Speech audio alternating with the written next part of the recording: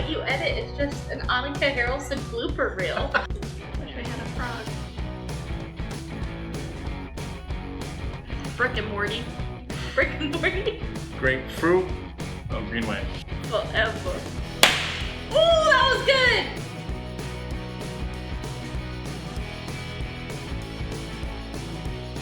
Hello, my name is Annika. And I'm Mike. And today we are going to be talking about a group neighborhood, Greenway and Upper Kirby.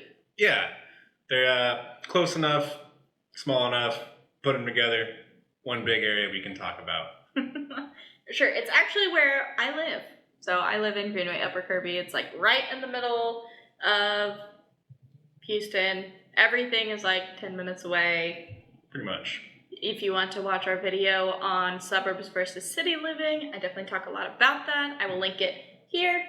So we're going to talk about the Greenway and Upper Kirby. Yeah, I definitely agree with the centrally located part.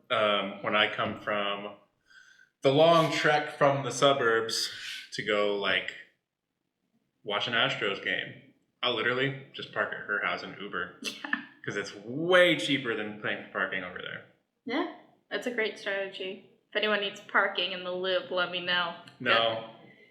Just kidding. Because then it won't be my thing anymore. I was like, visitor parking is not an issue for me, though. Right, it's filling up for me. To start off, some of my favorite coffee shops. One is Luce. Some call it Luce. Okay, hold on. I'm going to grab my phone and we're going to look at the actual definition. I feel like you're right.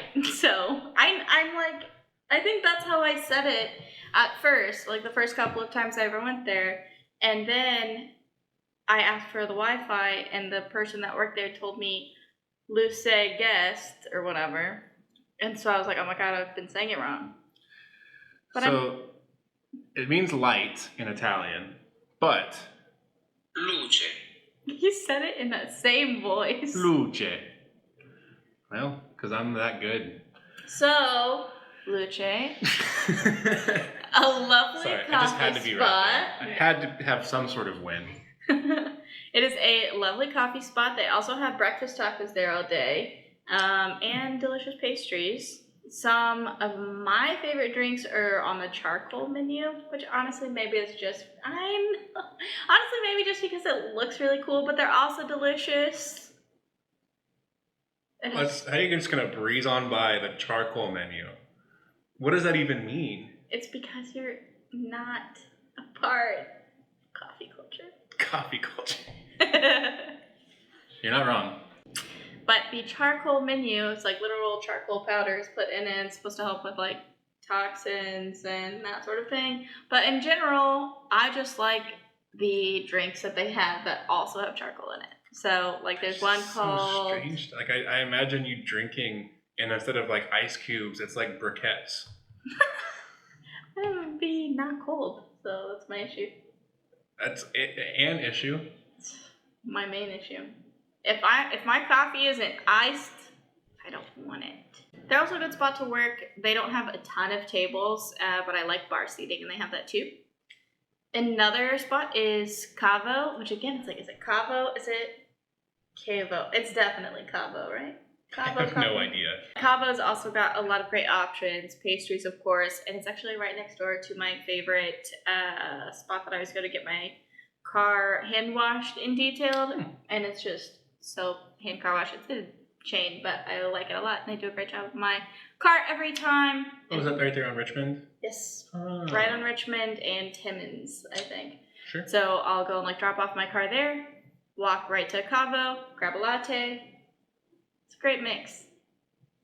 Yeah. Mm-hmm. What are some of your favorite restaurants there? 100% Taquito. That's a pretty cool little taco spot in there. It's like legit, like street tacos, but it's in a building. It's the best of both worlds because you get street tacos and you get air conditioning. They have not just tacos too. They have those. Sure. I can't remember what they're called. Quesadillas? No. I don't know. I don't know what you're talking about. A different form of... You know who does have good quesadillas over there is Liberty Taco. Mm-hmm. You been there? Yeah, I went with you. We went there one time. They had good times. I got a breakfast taco when we went, and it was really good. I'm a huge breakfast taco fan. Yeah, breakfast tacos. So, okay, here's a question for you. What makes a breakfast taco? Is it the contents or the time of day that you eat it? Which one? The contents. See, I could go either way on this. It's a point of contention for many people because some people think a lot of people think it's the contents, but I think if I have like a leftover taco, that's not necessarily like eggs and bacon. Like a steak taco at 9 a.m. Yeah, like that's technically a breakfast taco at that point. It's a taco for breakfast rather than breakfast for dinner, because that's like a whole thing. Like I'll make like pancakes and eggs and bacon for dinner, but then that's breakfast for dinner because that's breakfast food. So should breakfast be a period of time or a category of food? Let us know in the comments. So yeah, Liberty Taco's got great tacos and quesadillas also, and right next to it is another coffee spot, the drive-through coffee spot. Clutch City Coffee. They have this strawberry horchata latte. Yum. So they don't have an inside part. It's just a drive-through. An inside part. Yeah. A lobby. Inside seating. Dining room. I think it was self-explanatory what I was saying. But what they do have is a drive-through and delicious coffee. What are some of your favorite restaurants? Because you're gonna know a little bit better than I about what's over there to eat. Yeah, so where to begin? Where? The answer is always sushi. Where to begin? So my top two would definitely be Uishi if you're thinking like a lunch special. They've got a great lunch special menu where it's like, you know, any of the like specialty signature rolls, whatever, for like great prices. I love a good signature roll. And it comes with like a little salad or soup or something too. Love a good little salad or soup or something too. So Uishi for lunch. If you're thinking a little bit of a fancier dinner, I would send you to Kata Robata. Love a Kata Robata.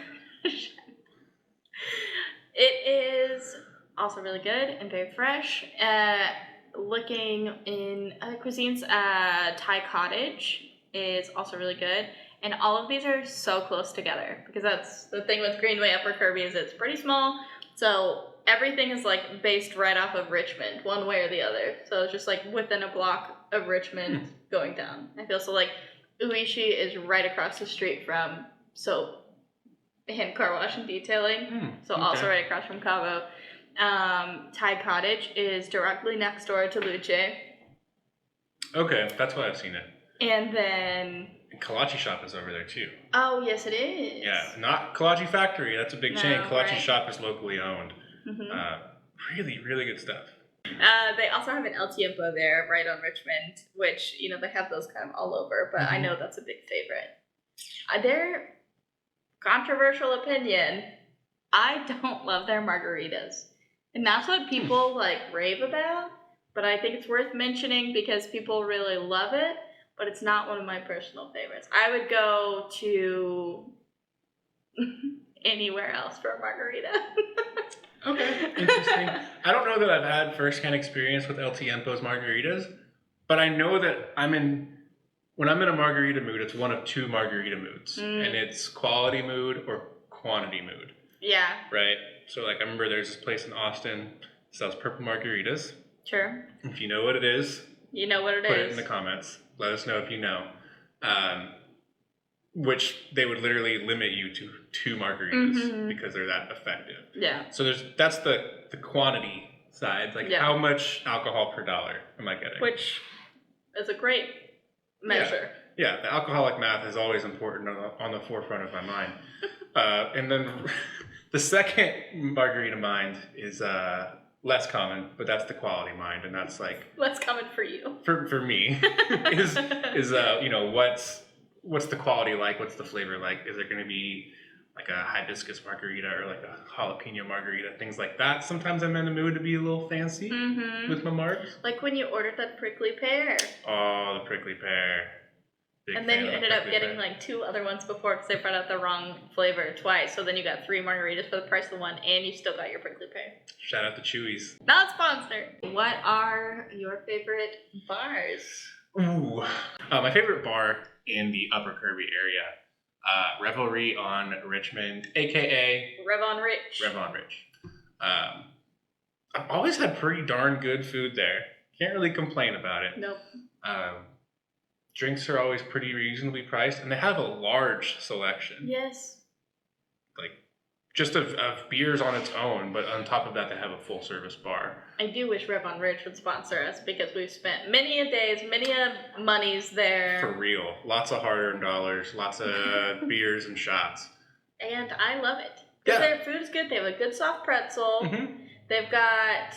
They have a turkey burger. It's pretty freaking amazing. Those little egg roll deals. They got delish. sweet potato waffle fries. Oh, they do. Those are so good. And I was gonna say they have a great beer selection, and like their margaritas are good, and they have like a frozen vodka Red Bull and something else. So it's like they've got something for everybody, and they're all good. Yeah, and they have obviously their like indoor seating area. Yeah. But they got the patio. The patio's got like cornhole games or like soccer ball size beer pong essentially with trash cans. It's fun to play. Try to not throw the ball over the fence into the neighbor's yard though, because that does happen from time to time. Not fingers at Gracie, but it happens. Not that I know anyone that's ever done that. No, I've never seen Gracie do that ever. And you know, that's just one bar, but like right there, there's 3 really good ones. There's Revelry on Richmond, and then there's Penny Whistle, which is like much more like Irish pub, smaller, like really, really cool, like kind of like everybody knows everybody kind of bar. Like it's like a smaller neighborhood bar. Picture like your favorite Irish pub in a movie. That's what it looks like.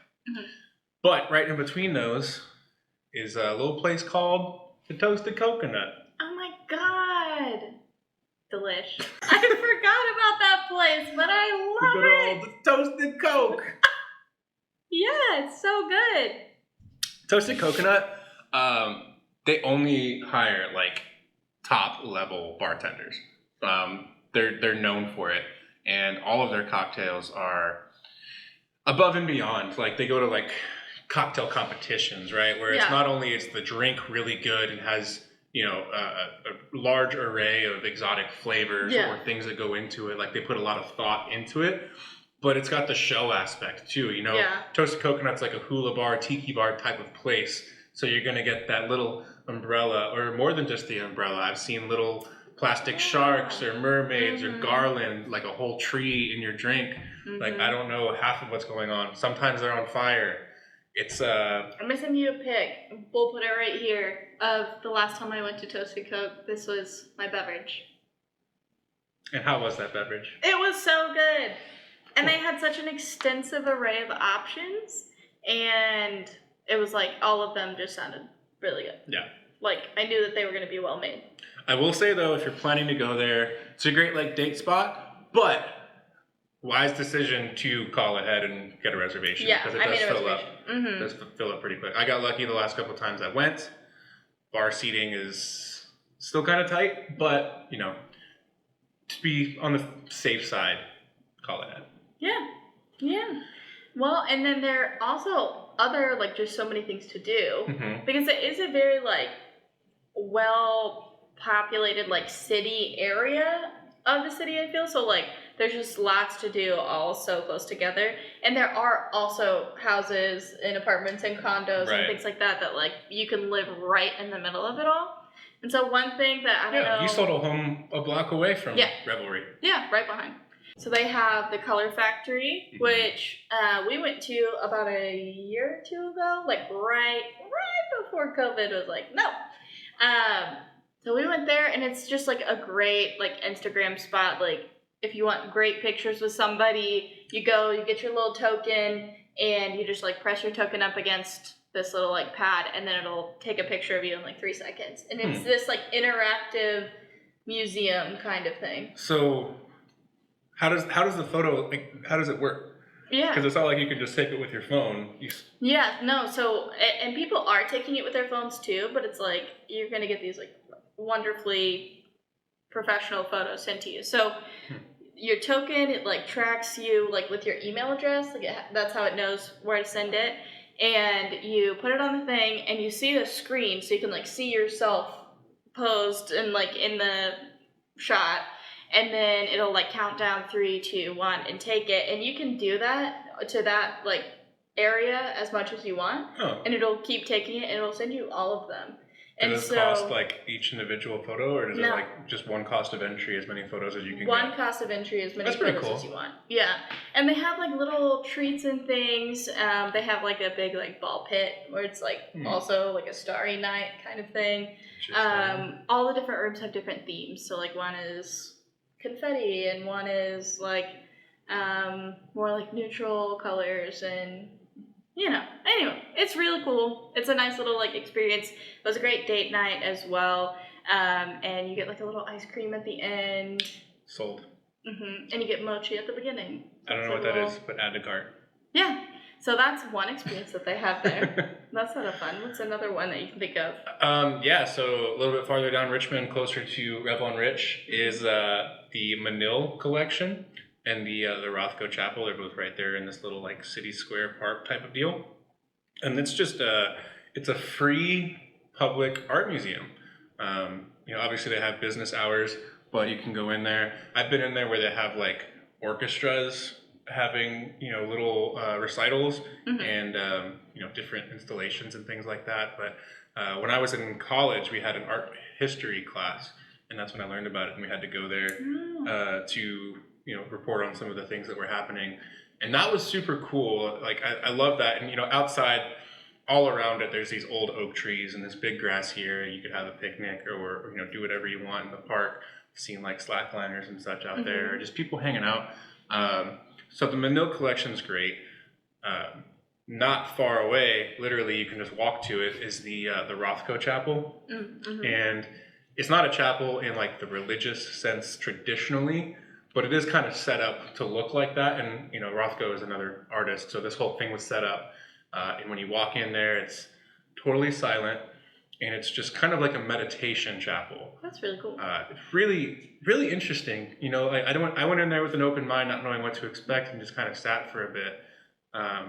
But it's a really good place to kind of foster that meditative state. So I like that. I cool haven't spot. been. I need to go. Yeah, it's super cool. You wouldn't expect it. It's like, and it looks way smaller from the outside. When you walk in there, and it's just like this big, huge room. I need to go for sure. Yeah, I think they have books in there too that you can just pick up, and if you want to sit there and just read, you can do that. Cool. But a lot of people go, and I think it's got like benches that you can sit at, or you can, you know, sit on the floor. I think they have pillows for that too. Awesome. Nice. So it's one of my favorite places over there. And there is also Levy Park. So great little gem in the middle of the city. So that's one that they have a dog park. They have like a kids area of the park where you can, it's like a really cool kids area too. It's not just like, you know, one little playground area. It's literally like up on a hill, and there's tunnels, and there's ramps and bridges and all that. So that's pretty cool. And then they also have like a amphitheater kind of area for, I think they have events there every now and then. And then there are also just restaurants all around it. So like if they're big open green spaces, lots of great tables. I like to go and bring a book and just nerd out all day, and I'll literally sit there and read all day. And if I want to go grab a coffee or a glass of wine or a snack, they have all of those available. So I love that. And it's literally just right in the middle of Greenway Upper Kirby, and highly recommend. So if you think that Greenway Upper Kirby may be a spot for you, or if you live nearby and you were looking for some things to do, hope that this video was helpful. Yeah. Thank you for joining us. We will catch you next week. Sorry, Brett, you were actually talking. No, it's fine. Do what you gotta do. Business never stops. See how much she's hustling? Thank you so much for joining in one more week. We really do appreciate it. So let us know what you liked, what you didn't like, and yeah, we'll see you next time. See you soon. Bye.